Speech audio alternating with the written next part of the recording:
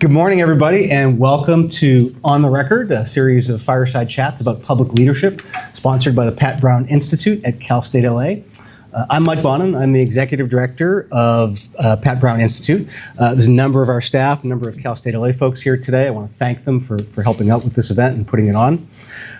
We put together this series to talk with elected officials, candidates, civic leaders, opinion makers about the various issues going on in the city, but particularly through the lens of public leadership. How do you lead in times like this? What choices do you make? How do you determine your agenda? When do you decide to compromise? When do you continue to fight?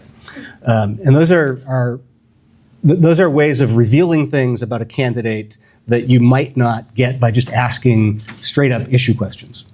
Fear not, we will get to some straight up issue questions, but we're going to approach things through the lens of public leadership.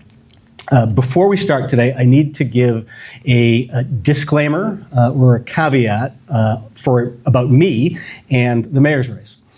So I know well almost all of the candidates in this race. So I've known Mayor Bass for 30 years. She and I have endorsed each other when I was in office, and I endorsed her for mayor last time. I served with Nithya Raman, did a fundraiser for her reelection. She has been to my home, as has Reverend Rae. She has been part of our Friendsgiving celebration, and we worked together a lot in coalition when she was a constituent of mine, doing work on renters and housing issues. And then my husband runs a nonprofit that works with Adam Miller. So Spencer Pratt is the only one I don't know, which may be why he's the only one who hasn't said yes. But I still hope he'll make it. I'm going to start hitting him on Twitter to see if that'll get his attention. I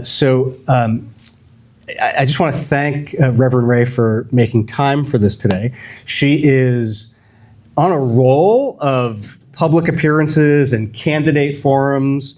I saw her Monday night at a candidate forum where she and Nithya and Adam Miller were on stage talking about housing issues. She was before LA Forward on Saturday morning along with Mayor Bass and Nithya Raman. She's out there hustling. So thank you for joining us. Thank you, Mike. So I'm not doing an intro of you because I'll let you explain who you are. The way I start all of these is I give candidates an opportunity to give their elevator pitch, explain who you are and why voters of Los Angeles should choose you as their next mayor. Thank you. Before I begin, Mike, I just want to thank you so much for this space and this time. Mike was my city council member in CD 11 where I live, and I'm so grateful for your bold and courageous leadership when you were in office. You really stood out to me as a city council member who stick to your convictions and your values, and that is why, in fact, I'm running today, because I plan on doing the same. So thank you so much, Mike. Thank you. And I should also note that we're going to be using this audio as part of the What's Next Los Angeles podcast. We'll probably air this next week. So all of these get a much wider circulation, and this will also be up on YouTube. Thank you. So why am I running for mayor of Los Angeles? I'm running because we need real courageous, moral, and grounded leadership, especially in this moment, in our city and in our country, when we are regularly under attack. I've been a community organizer and also running social justice organizations and mentorship over the last 20 years, working on anti-racism trainings and also organizing work in our communities. In fact, I worked on organizing youth safety in Boston. I've worked on human trafficking issues to end it in Greece. I've worked on peace in the West Bank and in Israel. I've also worked to fight alongside Black Lives Matter Los Angeles to end violence against our own residents here in Los Angeles by the LAPD and now by ICE.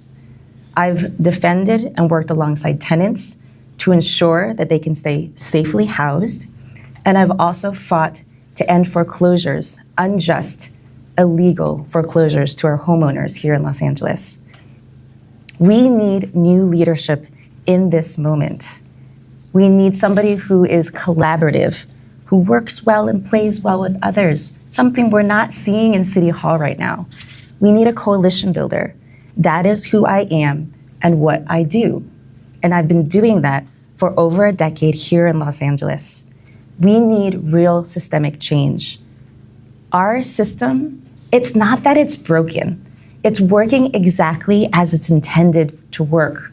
The problem is a system is not meant for working people. It serves the billionaire class, and that has got to stop. And that's why I'm running on values and on a platform that changes, ultimately, this system. I have, over the last decade, started and led coalitions in this city and in the county, such as Healthy LA Coalition, where I worked very closely with you, Mike, to be able to lead on protections during the pandemic. I've also now worked for a statewide housing justice coalition over the last 6 years, working and organizing over 350 organizations across the state towards solutions to make housing actually affordable and keep our tenants safely at home with their families together. This is why my platform is rooted around the idea of values, the idea that housing is a human right, the idea that homes are for people and not for profit, the idea the economy is there to serve the working people, not the billionaires, not the rich, not the 0.01%. California is the fourth largest economy in the world. Los Angeles makes up 1/3 of that. We have the wealth here. We're just not seeing it and we're not experiencing it. That is why I'm planning on ushering in a public bank to ensure that our investments are going back to us, not into the pockets of Wall Street. I believe in real safety. That's why I will be working on making our buses fast and free, making the Dash buses immediately free when I get into office. It brings affordability, and also, most importantly, it brings safety so that people don't have to choose between whether or not they're going to eat that day or pay for their housing or pay for their transit to get to important places they need to get to for their health, their well-being, or for education or for work. I also will be ushering in an expanding social housing here in Los Angeles. I am so proud that I've been in coalition spaces working on expanding social housing over the last, I believe, actually almost the last decade now. We have so many infrastructures set up to finally expand social housing at what we need. And so we will be ushering that in, and I plan on making that a priority in my administration. And finally, I am somebody who has worked on strategic visioning for many public institutions and private institutions over the last 2 decades. I've actually been doing this. We need to have a real vision and a strategy and a plan to get us into the future, to help us move towards 100% renewable energy by 2035, which is a commitment we made as a city, but we're not moving forward. It's time that we do that. It's time we make our city actually safe, actually affordable, and actually clean and green for our residents to have a real future, both for my children and for all of us. I want to tease out the bio part just a little bit. You talked a lot about your experience as a community organizer. That's an experience that Mayor Bass shares. She did a lot of community organizing before she ran for office. Can you talk about life experiences that you may have had that distinguish you from the other candidates and that would inform how you would govern as mayor? Yeah.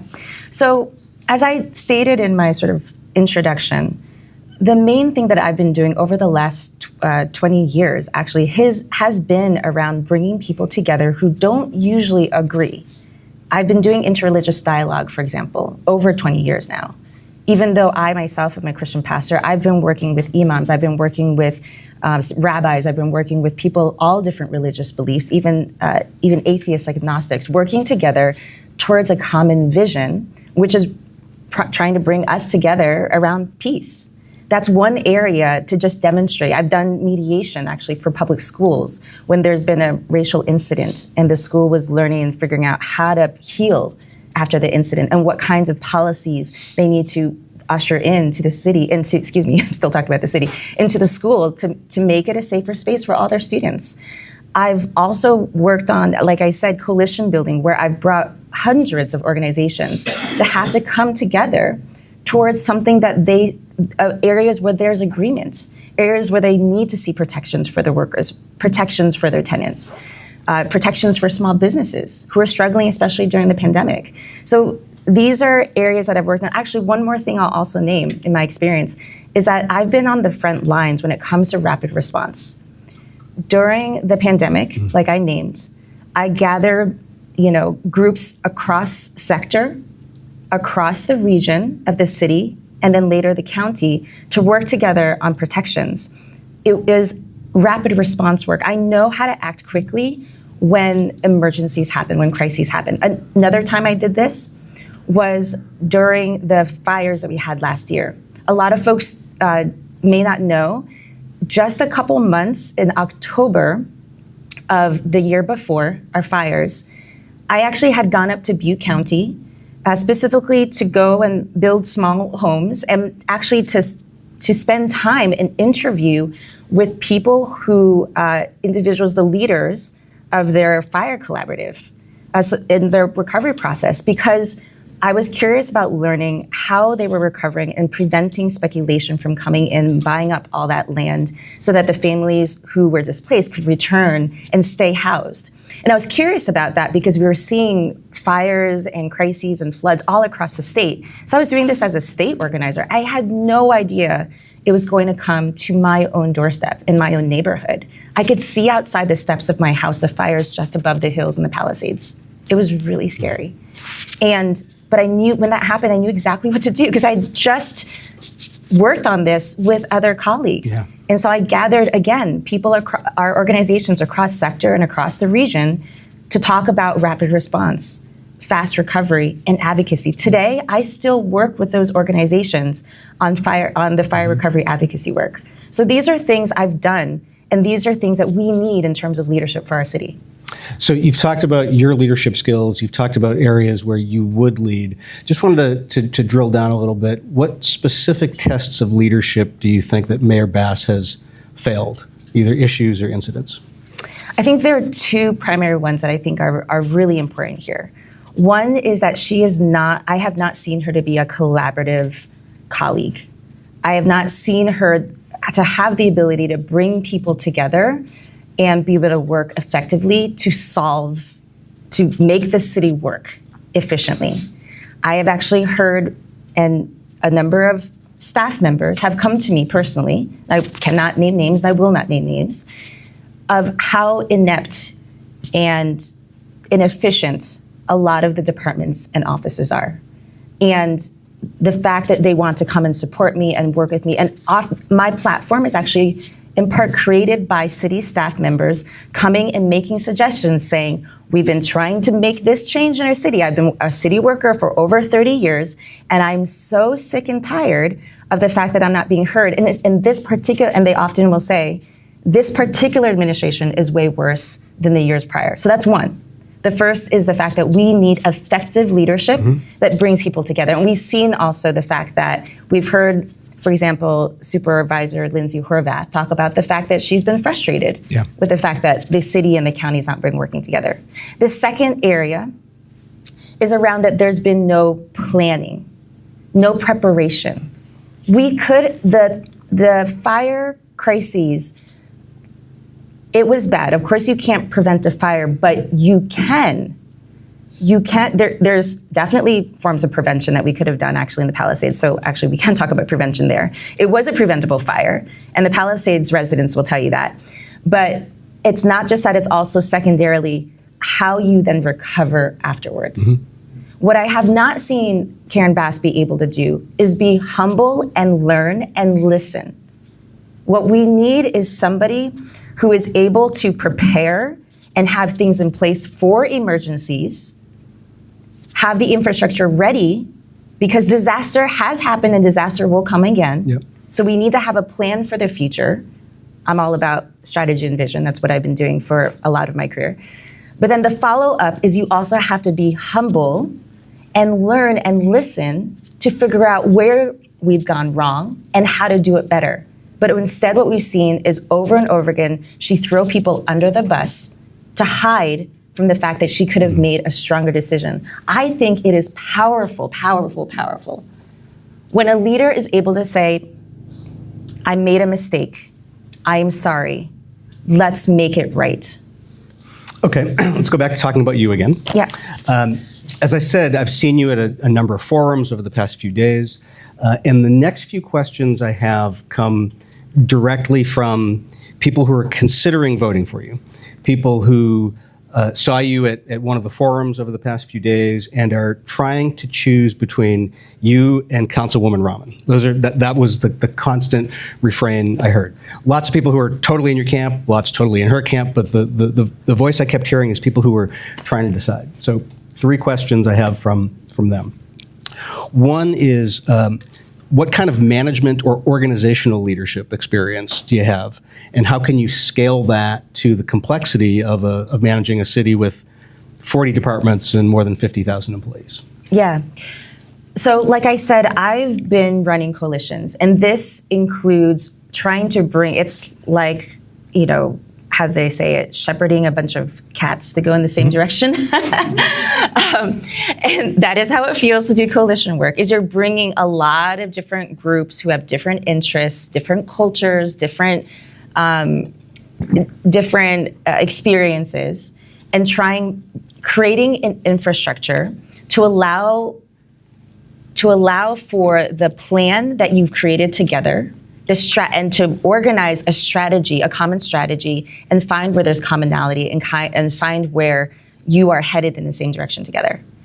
And I'll be honest in that the role of an executive is very different than the role of a council member. What I often hear people say to me, especially in the beginning when I first started running, is, why are you running for mayor as opposed to, a smaller seat is often what they say, such as a city council seat or something like that. And I will often say, it's because I have a skill set to be an executive.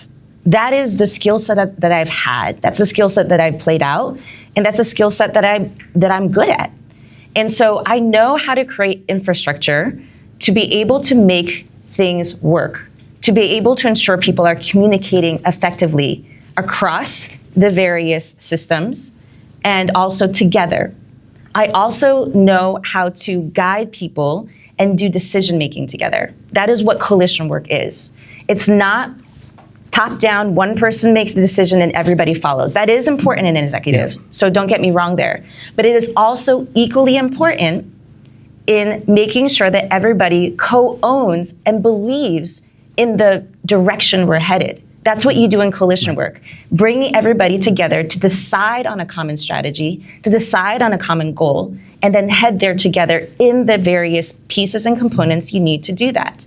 These are things that I'm good at. Second question from voters, it's about power. Yeah. When you run for mayor of Los Angeles, there's sort of like this assumption during the campaign, all questions, all answers, that the mayor has a magic wand, right? And the mayor is all powerful. Reality is very different. The mayor has power, but there's lots of other people and players who have power as well. So the question is, how do you evaluate where power is in City Hall? Where do you think the other power centers are? And how do you think you can navigate those power centers in order to get your agenda accomplished? Yeah, I'll tell you where the power is right now. The power is located in our lobbyists and in our billionaire class. That is the problem with our current system. That is the problem with our current political structures. That is what I'm trying to change.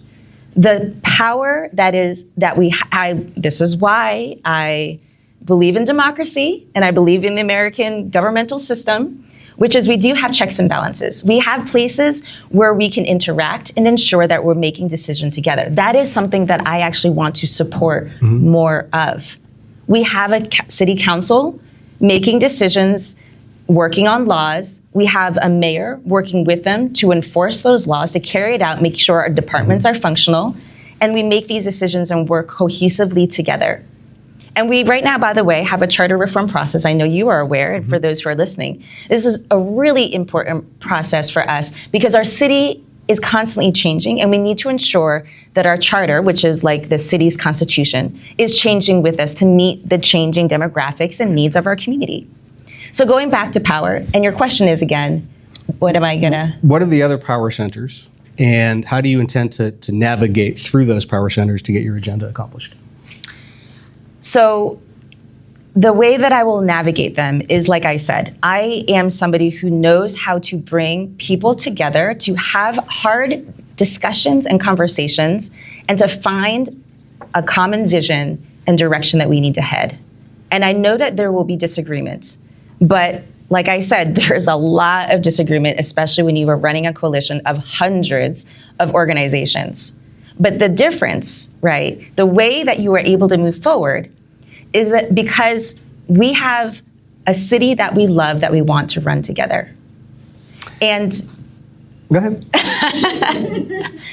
And the second is that when I am elected, it will be very clear what the electorate wants. It will be very clear the direction of the city that they want. And in that case, we will know then that that is what we will be carrying forward. The third piece, I know you're like wanting to hop in here. The third is that because I believe in co-governance, this is why I will be bringing in a people's budgeting process. Now, for those of you who don't know what a people's budgeting process is, I've been part of the People's Budget LA campaign, which was started by Black Lives Matter Los Angeles. It continues to be run by them, which is the idea that it allows taxpayers to determine and decide where our city budget should go. In this season where so much of what happens in City Hall is behind screens, behind closed doors, we don't know where our money is going until it's too late. This is a way for us to actually create accountability and transparency, more transparency in the process of where our money is going. And by the way, I plan on putting out a dashboard for all of the major departments, such as on housing and homelessness. We have no idea what's happening inside Safe, so that's something that's going to change. But in other areas as well. This is why I will give a shout out to Kenneth Mejia, even though, which is the fact that he's been able to make the budget transparent. So if we have a people's budgeting process, it allows our residents to be able to give say on where they want their money to go. And then we can see this also participates in not where you want your money to go, also names your priorities. It allows for more conversation and dialogue on the direction of this, where the city should go. And those are pressure points to shape our city leadership. Those are pressure points to finally shift the power from those who oftentimes make decisions behind closed doors to put it into the hands of the people. So this is a follow-up from me. So there are a number of powerful forces, the police union, homeowners associations, conservative voices in the media that have a big influence over city politics. They disagree with your agenda. They're not disappearing overnight. A lot of people, progressives, have been frustrated with how Mayor Bass has dealt with those three groups, that she has done more to agree with them than disagree with them to that view. It's why she has two candidates running to her left, is she was spending so much time focusing on the right. How do you intend on dealing with, let's just pick one of them, the Police Protective League? Oh.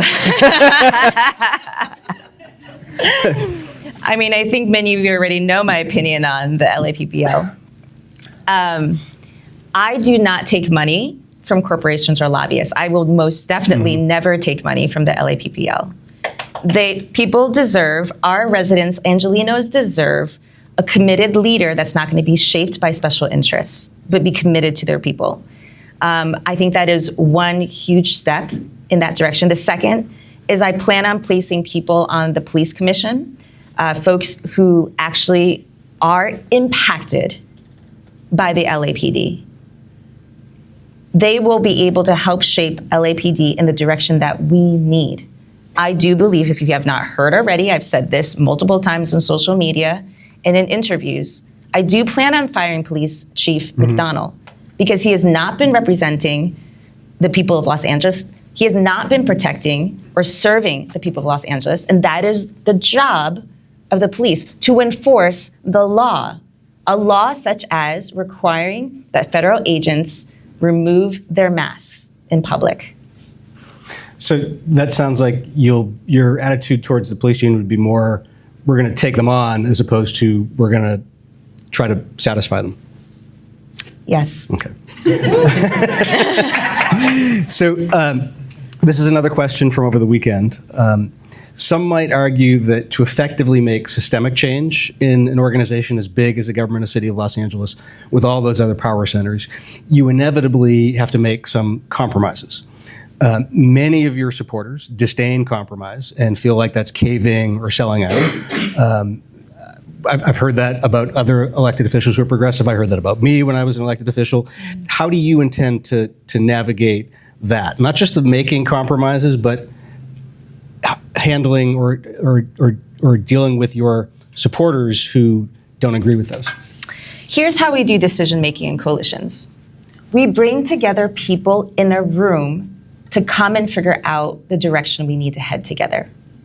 That means that my supporters, and we do this in coalition work all the time, we bring people together to say, hey, this is what's being offered.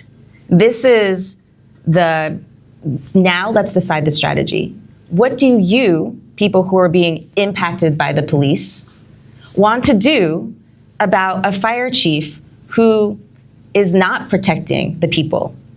How do you want the LAPD to be or look like or serve in this next transition version? And allow those who are the most impacted determine and decide and make decision together on that, instead of me making it behind a closed door. It is in dialogue that we come together. What this shifts, and this is Community Organizing 101, is a co-ownership of the moment and the future of the city. Because now we're making decisions together. Now we have say.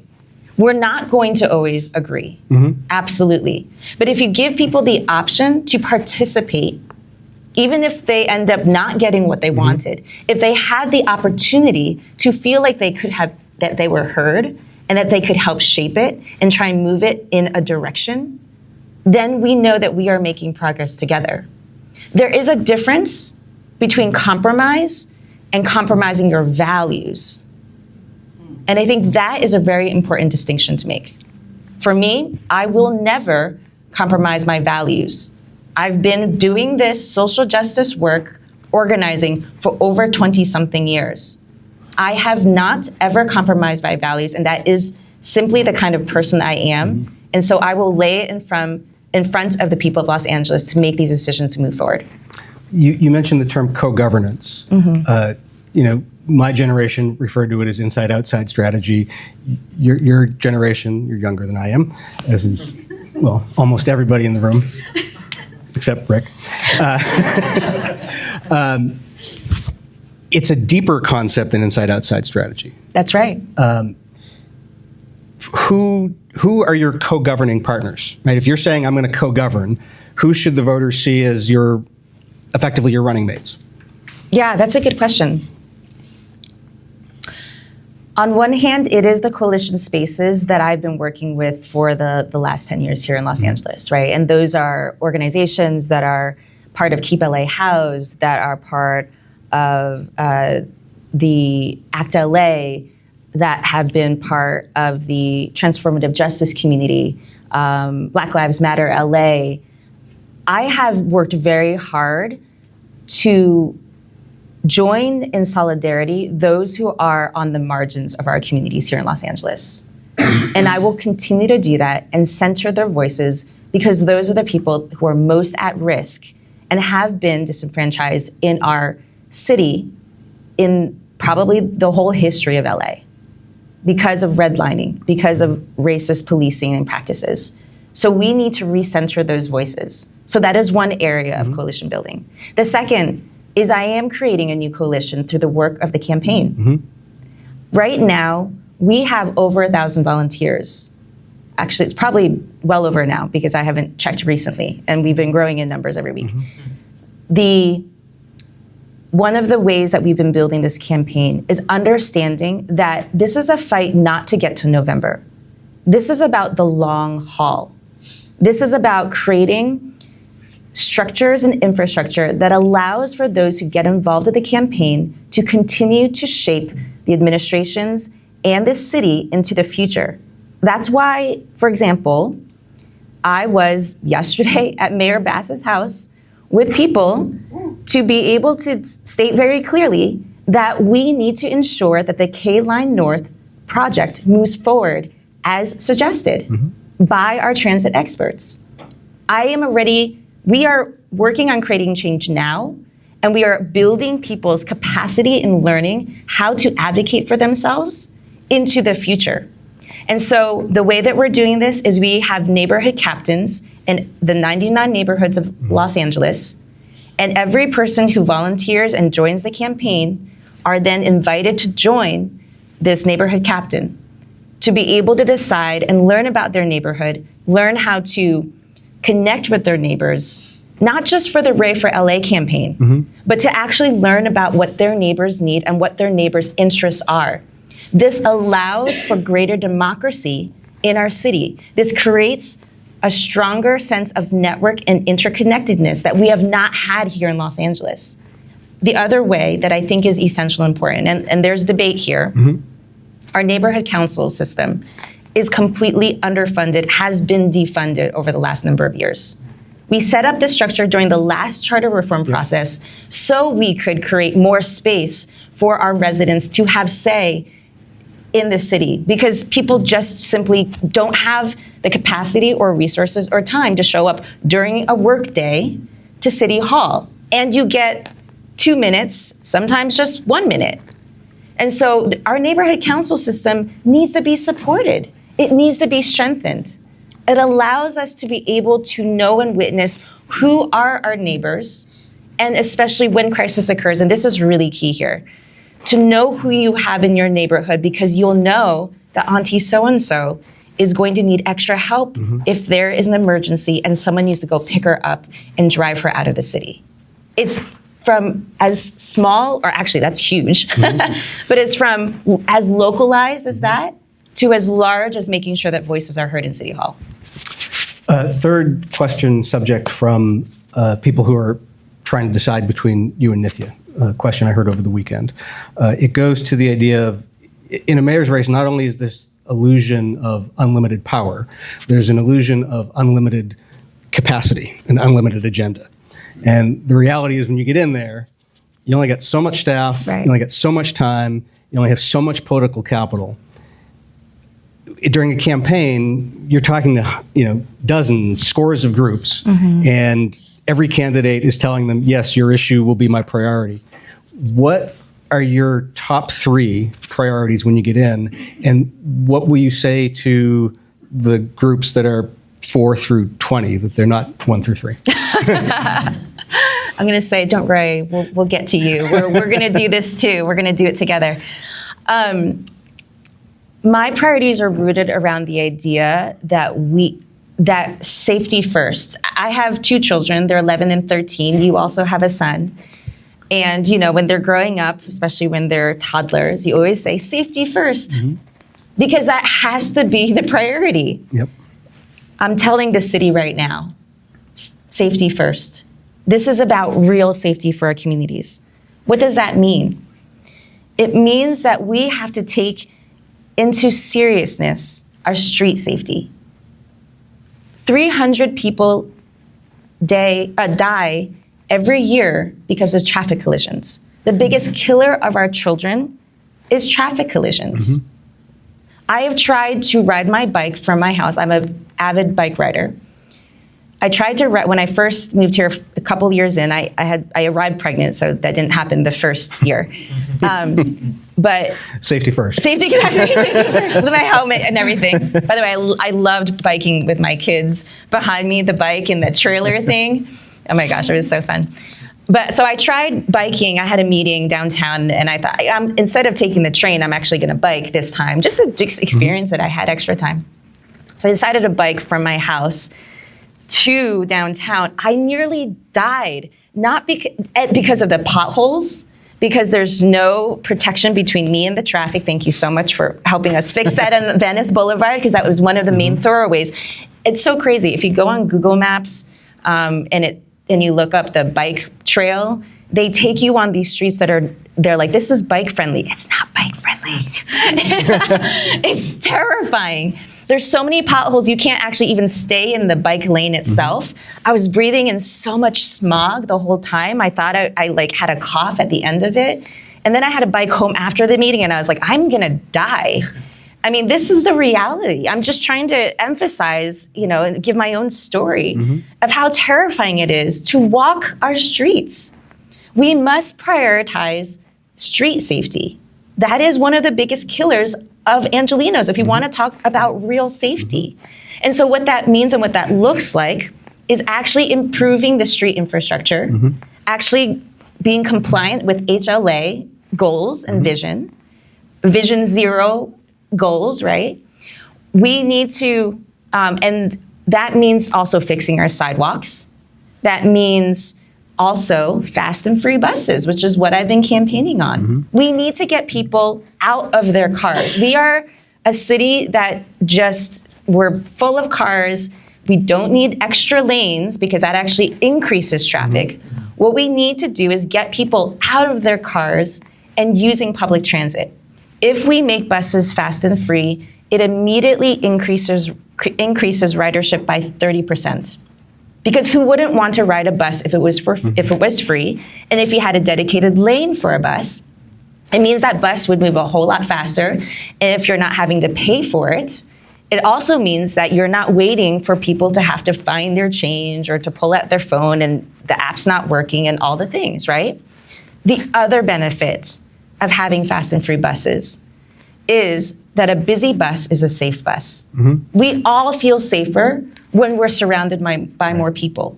The other way it makes us safer is we need more third spaces where we interact with people who don't look like us, interact with people who are not like us, who share a different faith. It is the opportunity for us to connect, and I love making this joke because it's real, and then you can have your meet cute if you haven't had one yet. So that's one, you had three, but do you want to interject? Oh, that was one. Okay. I know, I'm sorry. I was just talking about street infrastructure. The second.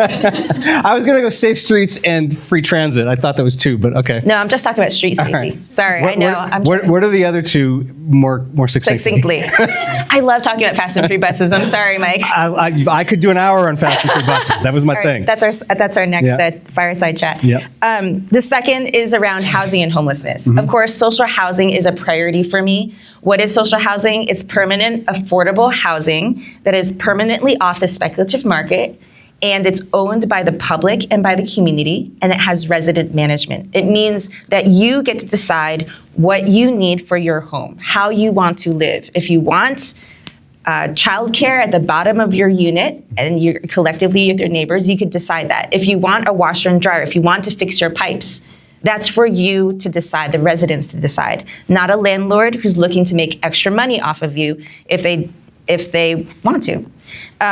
So that, and why that has to do with real safety is, of course, because we need to get people out of the streets and into homes. It is not safe, especially for the people who are on the streets. A lot of times we look at homelessness as a place where it's not safe for the people who have homes to have homeless on the streets. I want to twist it on its head. It's not safe for the people who are on the streets of why they're on the streets. That's why we need to solve homelessness. And so let's get people into homes. Let's make sure that we prioritize making that happen by ensuring that our homelessness services are functional, that it's actually being accountable, that there's accountability set in there, so that way the services are appropriate and respectful. Let's make sure our service providers are being supported. And let's make sure that we build permanent supportive housing as fast and as quickly as possible. The third one is about protections for our people, and that looks like actually looking like and working as a sanctuary city. And when I say sanctuary city, I'm not just talking about for our immigrant families, I'm also talking about for our trans brothers and sisters and kin. Because that is a real fear right now in our communities. Not a real fear, it's a reality for our communities right now. So we need to ensure that we are doing everything in our disposal to be able to protect our immigrants and protect our trans folks. And that's why I am calling for the firing of Police Chief McDonald. That's why I will be funding Represent LA to ensure that there's legal representation for anybody who needs it, even if you don't have the money. That is why I will be working and supporting the efforts by our communities who are already taking it into their own hands to protect each other through the rapid response work that's happening. They are leading the charge to protect our people. The city needs to follow that. The city needs to support it. And that is, and those are priorities for, the last thing I did want to mention is the Olympics are on its way. And I know maybe we'll I get got a into separate that. question on the Olympics, so We can move on. We can hold that. Okay. Before I do the Olympics question, though, I want to have an opportunity for folks in the audience to ask some questions. Just a sec. Keisha's going to get you the microphone situation here is a little bit complex. You need to speak loud enough for the room to hear you because that microphone is not attached to the sound system. That's so you can be heard on the audio recording for the podcast. Testing. No, it's not in the sound system. Oh. You can go ahead. Yeah. Hi, Rae. I have a few questions, actually. So Just one, then if we can come back if there's none others. You mentioned your experience working with Mike Bonin, who is a member of the city council. There's some people that are watching your campaign and have experience with your lack of experience serving as an elected official. Can you talk a little bit more in depth about your experience working with other city council members and navigating the bureaucracy at City Hall? You mentioned you have 20 years of experience working with various advocacy groups and nonprofits. Can you let voters know talk with voters and tell them about your experience working with City Hall and how you plan to get your programs and ideas move forward while navigating all the bureaucracy at LA City Hall. Thank you. Yeah, sure.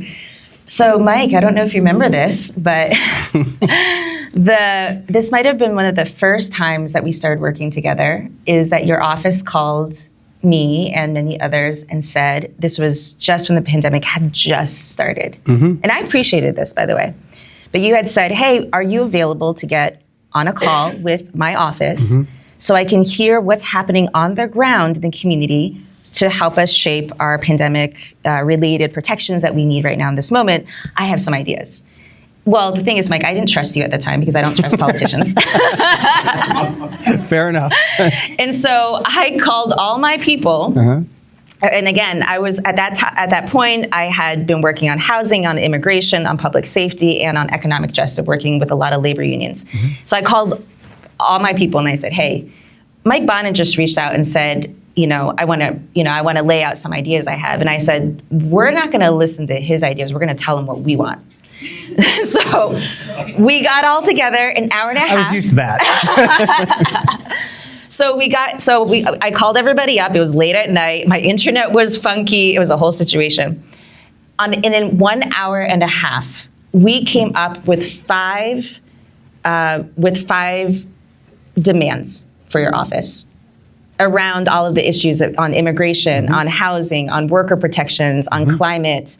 I can't remember the fifth one at this moment. Probably Homeless sweeps. Homeless sweeps. And so we came up with all of our demands, which is, by the way, that was so impressive. Hour and a half, you have no idea, across sector and region to come and decide on something together. But we were in a unique circumstance. We were in a major world crisis. So we had to get it together. We did. And then, if you remember, Mike, we brought it to you. I do. And then after that, the next day, we wrote a op-ed, and it was in the LA Times, and we made it clear to the whole public what we were demanding of the city. And then we moved forward on that. And that next year and a half, we won significant protections across the city and the county, including a county-wide eviction moratorium that had never been done before.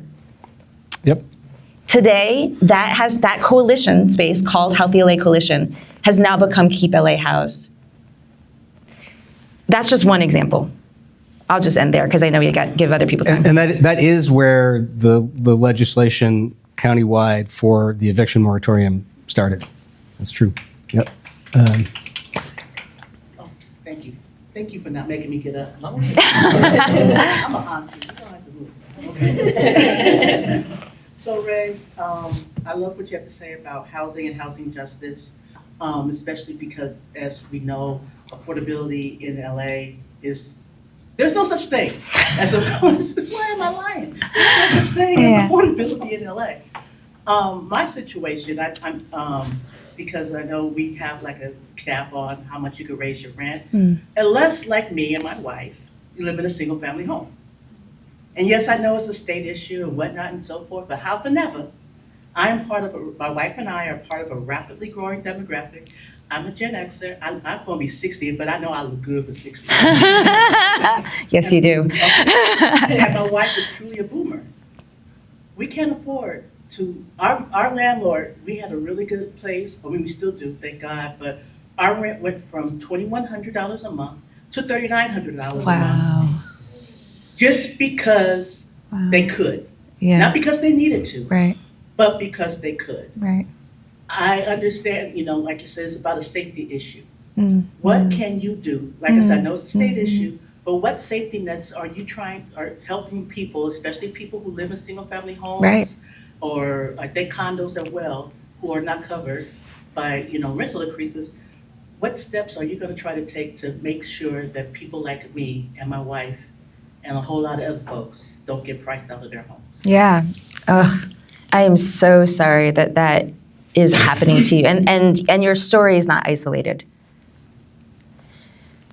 One of the things that I plan on doing is having the city co-sponsor a state bill that will repeal Costa-Hawkins. And that is the law that is preventing us to be able to have real rent control across the whole state. That is a necessary part of bringing real affordability and, like you said, bringing real safety into our communities.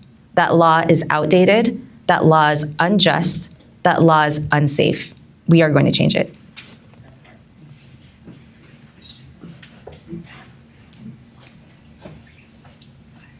Hi, I'm Rick Jacobs, and you have a great interlocutor, and you are giving terrific answers, and it's a pleasure to meet you. I have a question about money. The city's in a world of hurt on money, and tax revenues are going down, not up. Social housing, a lot of the things you've called for require money. What are you going to do? Yeah. I want to first name that community organizations, the ones that I have been working alongside, like I said, over the last especially 7 years here in Los Angeles, has passed important revenue measures that is aiding us towards being able to make housing more affordable. Measures like Measure A, like Measure ULA. We have, through Measure A, now set up La Casa. It is an agency that is now helping create a one-stop shop for affordable housing developers to be able to get the money they need to develop more affordable homes in our city. Why is this important? One of the reasons why it's so hard to be able to create affordable housing is because affordable housing developers have to go to multiple streams to get the resources they need. And so a one-stop shop through La Casa brings all that money together. So that's one way that we're saving money. I just want to name that. Because a lot of times what I will hear over and over again is we don't have money to build affordable housing. Well, here's the thing. We have been creating measures to get us a lot closer than we ever have before. And it's not because City Hall has led the way. It's because our community organizations and coalition spaces have. I am proud of that. Angelenos know what they need, they know what they want, and they know how to get it. Now let's talk about the rest of the budget. Yes, we do not have enough money. We are spending $500 million in liabilities. A whole heck of a lot of that is because of police misconduct. The other part of that is because of street infrastructure. We need to cut down on those liabilities. We need accountability in our systems, which means we need to put resources to fix the streets so we're not instead paying the liability costs. We need to defund the police. Yes, I just said that. Because the police defunded the city to fund themselves. Now let's take that money back and put it back into the pockets of real safety for Los Angeles. Putting that money into street safety. Putting that money into small business supports. Put that money into Represent LA to protect our immigrants. That's real safety for us, right? Okay, then let's talk about the rest of the budget. So if almost half the budget of Los Angeles is going to the police, and we're going to take more chunks of that in other areas. And by the way, unarmed crisis response, that program, which the city recently made permanent, I'm very proud of us for doing that. We need to expand that. Did you know it's actually cheaper to have other health counselors than to pay for the police? Each police officer is a very huge cost for the city. So if we can actually expand the number of people, of experts that we need when people have a crisis, it's actually cheaper to provide them with their support. And by the way, I will just name that maybe we should increase the salaries of mental health counselors and increase the salaries of teachers, by the way, so we can talk about that too. And then now the other piece of it, right? So you've got revenue now coming out of the police budget that can go to fund the things that we need. Because if we don't deal with that directly, we'll be honest, we won't have enough money.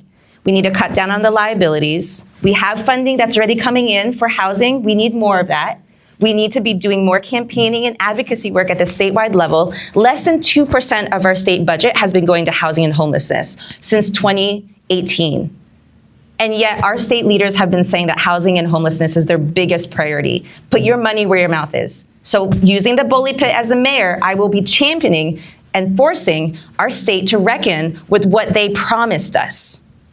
And then lastly, I will be creating an office, and this was Garcetti's program actually, an office of revenue and innovation, an office dedicated to identifying more revenue and figuring out where we can be smarter with our money and ensure that it's going to the right place. Oh, my last thing though. I do support taxing the rich. Yeah. So what that looks like is I am endorsing and supporting the CEO tax. That is a great model. And again, what I've been saying all along, the community is the one who's leading the efforts to solve our budget crises. This community has been the one solving the problems that we have.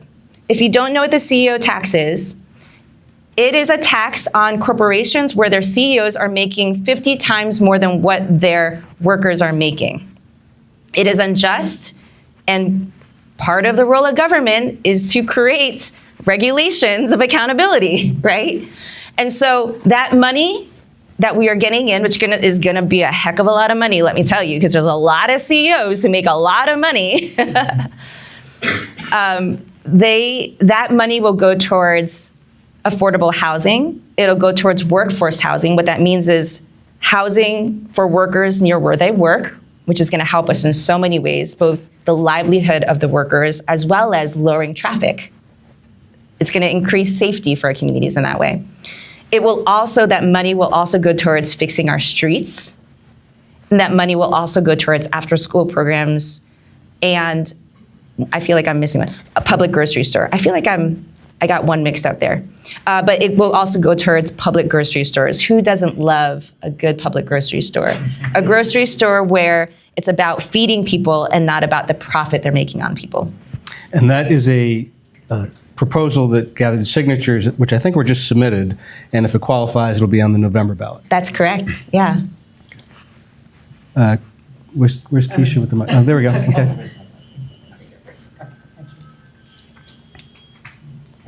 Hi, Ray. Obviously, I'm a supporter.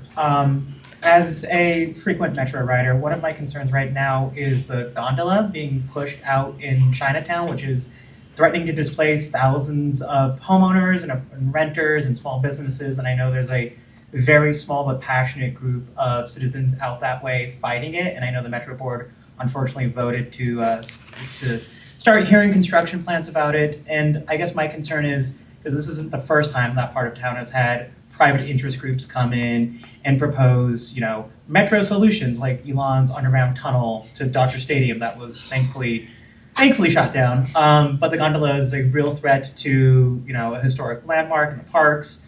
So I'm curious what your initiative would be to block future private interest groups coming in and proposing solutions to the metro system. Meanwhile, the K line, which is a publicly funded and publicly demanded extension, is being currently blocked by our mayor. That's such a great question.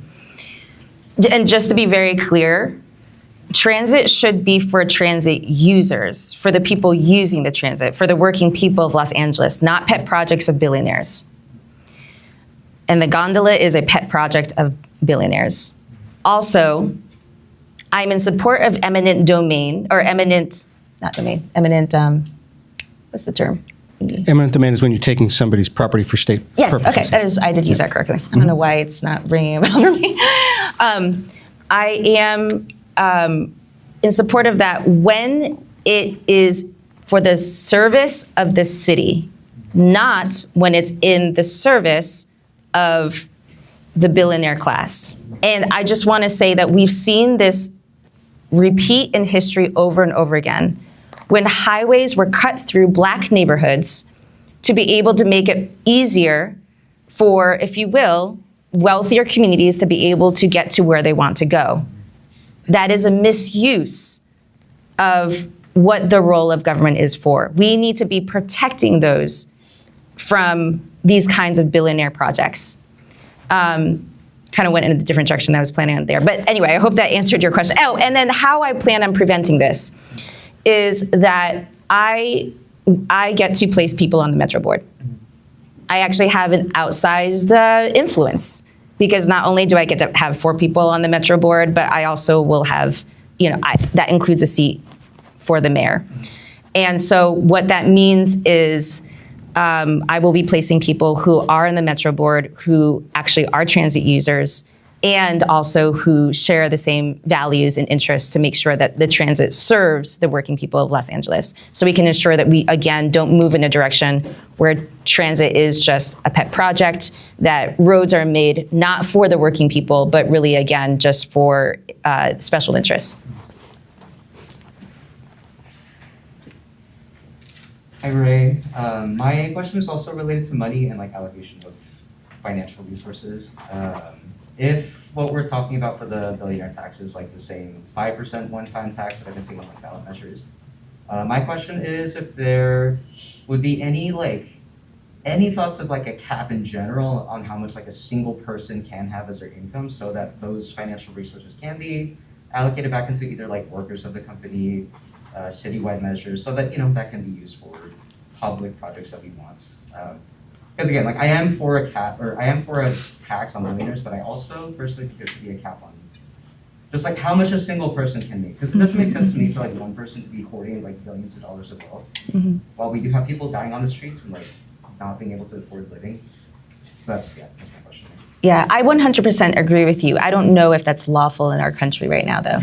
So that is something that we could work on, but that's something that, we would have to investigate. But Let me get to a topic that I promised to get back to because you've raised it briefly, which is the Olympics. The mayor has said that one of her biggest tests of leadership is making sure that Los Angeles is ready for the Olympics.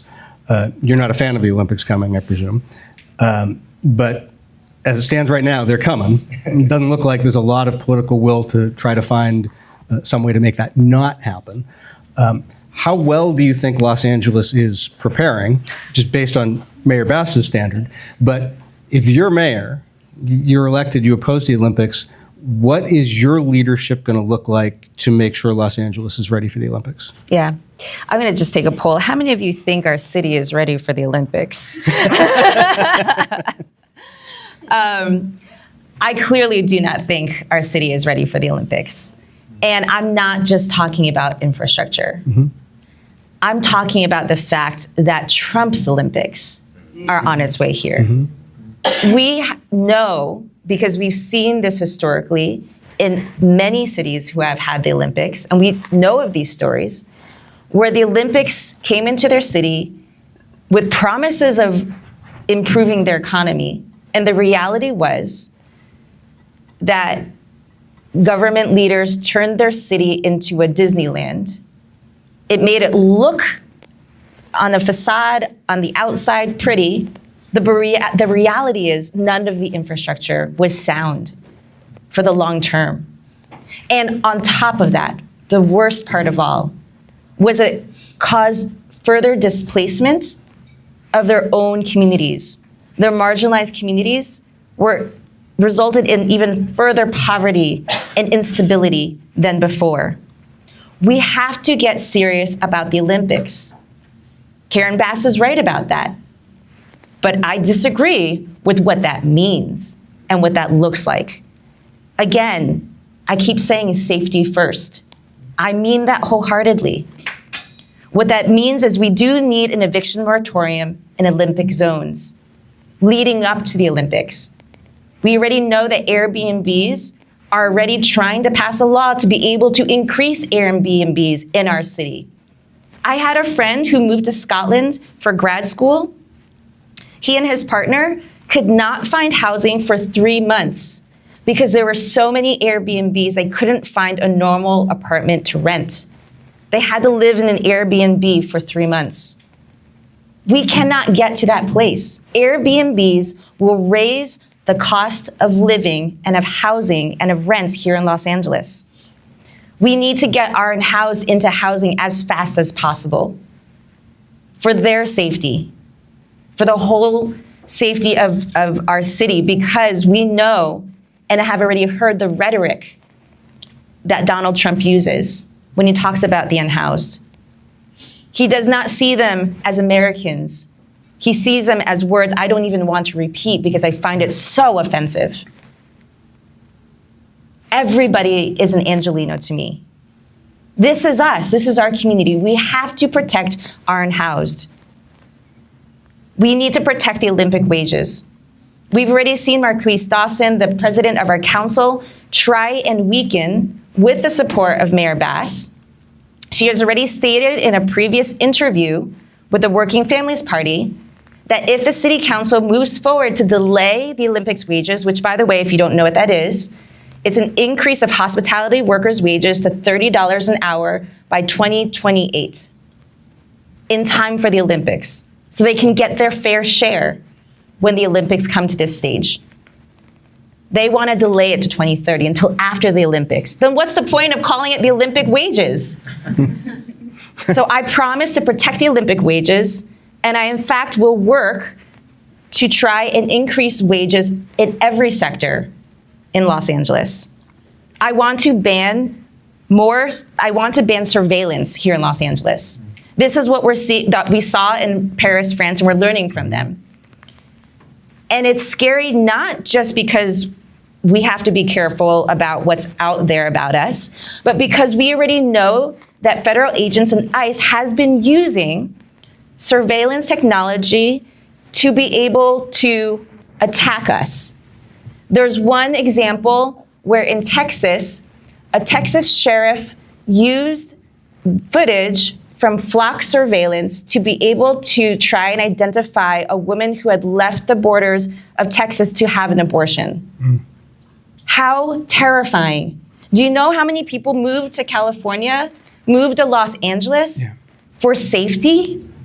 Imagine if the federal government, when Trump's Olympics comes to town, and they have access to our information. If you don't know, during the Olympics, while they're here, the LAPD falls under the jurisdiction of the federal government. Yes. That means our information will be made available. Our police officers will be made available to Donald Trump. Is there anything you think we can do about it? When I asked Mayor Bass this question last fall, she said the same thing.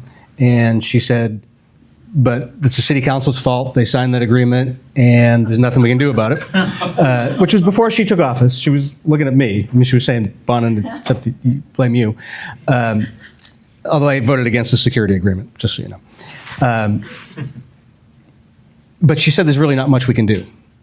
Do you think that there's things that we can do to mitigate the surveillance state in the Trump Olympics?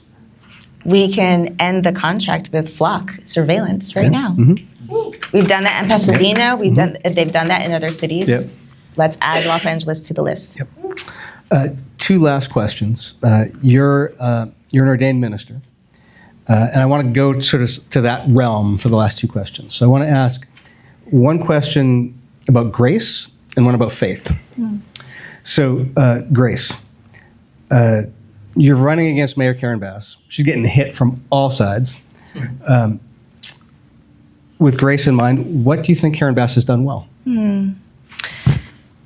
Thank you for asking that. You know, as much as I am hard on her with her administration and her time serving our city, I actually genuinely believe that she has the right heart for service. I mean, she's dedicated her whole life to public service. She started off as a radical community organizer. She was radical in a time when nobody else was. Mm-hmm. I have such gratitude towards her for being an OG for our community, an OG for our city, an OG for our country, serving as a congresswoman for as long as she did. And I voted for her every time that I could as a congresswoman. So I am so grateful for her leadership. I'm so grateful for her commitment to service. I do believe that she is doing her best with the knowledge and experiences she has. I will never take that away from her. But I do disagree with this current administration and the choices she's made. And I thank her for the time that she's given. And I'm saying, let's now make space for new leadership.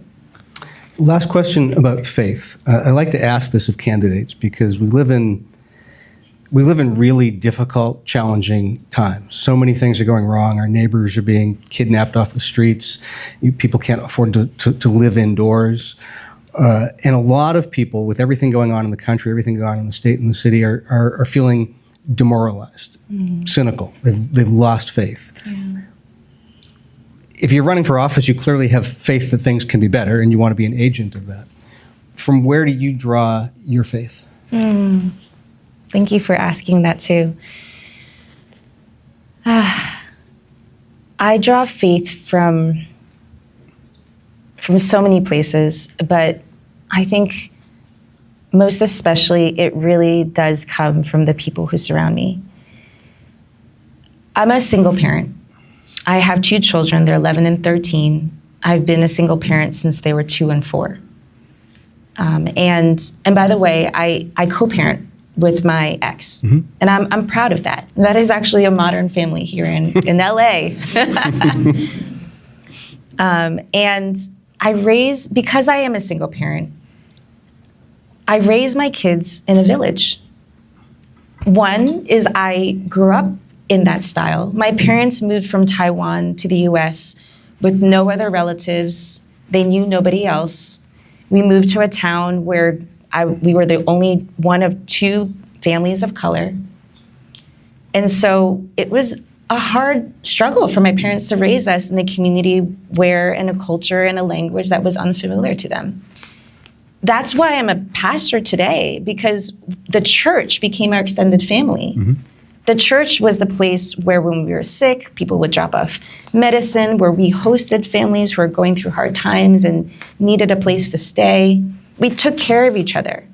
I don't remember like a single month growing up where there wasn't somebody staying in our home in the extra bedroom. That's just how I was raised. Today, here in Los Angeles, I know every single neighbor in my building. And I know most of the neighbors in my neighborhood. I'm part of the Buy Nothing group. Shout out to Buy Nothing Facebook. If you aren't part of one, please join one. It's so awesome. It's where you can share things for free and support one another. I love that I raise my kids in the village because we work together as a whole community. That is where I draw my faith today and what inspires and motivates the kind of culture and campaign that we are running. We see LA as a village with a lot of people in it, but really we function like a small village. We have been showing up for each other and taking care of each other. We've done that over and over again during the pandemic, then the fires, during the Black Lives Matter uprising. We showed up for each other. We stood with one another, even though at the time it was not politically, correct to do that. We still fought for each other. We're doing that now with the ICE raids. We're the ones protecting and keeping us safe. I feel that in me and my body and soul. I have so many amazing people who surround me. And I don't have to worry, so I can show up to things like this, having not slept enough, not having eaten enough. And people will come and offer me food, offer me a glass of water, offer me encouragement. That's how we do. That's where my faith comes from. Reverend Rae, thank you.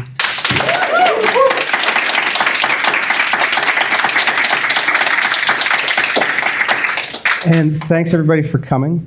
2 weeks from today, right back here, Councilwoman Nithya Raman. Next month at a different venue, April 15th, someone who decided not to run for mayor but still has a lot to say about public leadership, Lindsay Horvath, County Supervisor.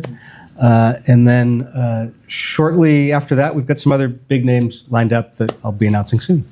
Thank you. Thank you so much, Mike.